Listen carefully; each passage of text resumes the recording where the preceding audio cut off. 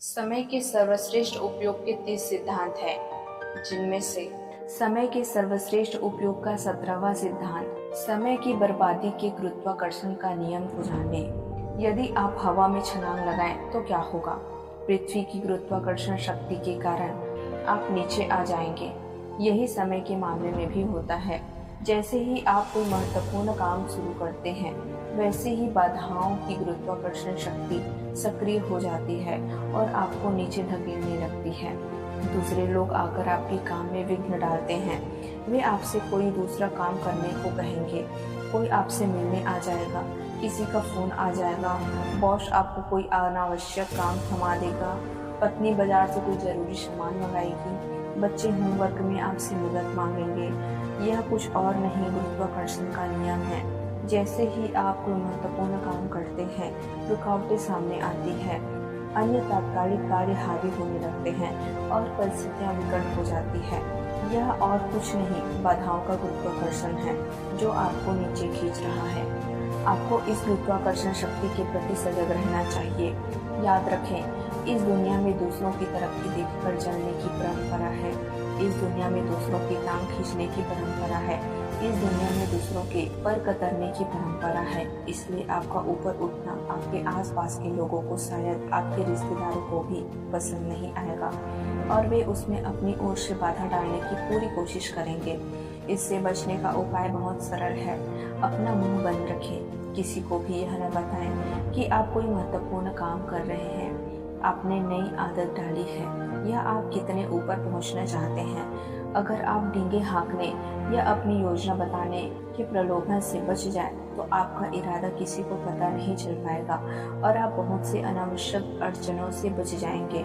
किसी को यह पता न चलने दें कि आप ऊपर उठने की कोशिश कर रहे हैं, वरना आपको नीचे खींचने में वे अपनी पूरी शक्ति लगा देंगे। इसलिए समय के सर्वश्रेष्ठ उपयोग का 17वां सिद्धांत है, समय की बर्बादी के गुरुत्वाकर्षण नियम को जानें।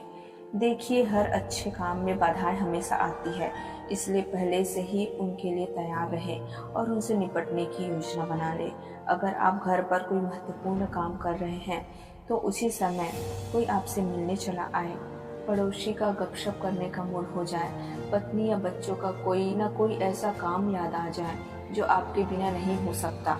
इसके अलावा आपके मोबाइल फोन पर कोई दोस्त या रिश्तेदार भी आपसे लंबी बातचीत करने के मूड में हो सकते हैं। बाहरी संचार के आक्रमण के पैतरों को पहचानना सीखें, ताकि उनकी वजह से आपके महत्वपूर्ण काम पर असर न हो।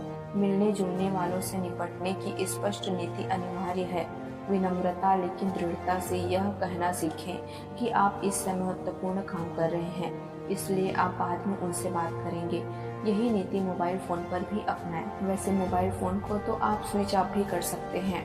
इस मामले में मेरा एक मित्र बड़ी रोचक नीति अपनाता है। उसके घर में 2 दरवाजे हैं और जब उसे किसी आगंतुक का व्यवधान पसंद नहीं आता, तो वह सामने वाले दरवाजे पर बाहर से ताला लगा देते हैं, ताकि आगंतुक ताला देखकर लौट जाए। शायद आपको ताला लगाना पसंद न हो, लेकिन आपको कोई न कोई नीति तो अपनानी होगी। आप चाहे जो नीति अपनाएं, लेकिन लोगों को नीचे खींचने वाली गुरुत्वाकर्षण शक्ति से निपटने के उपाय सोचकर रखें। अपॉइंटमेंट के बिना किसी से न मिले।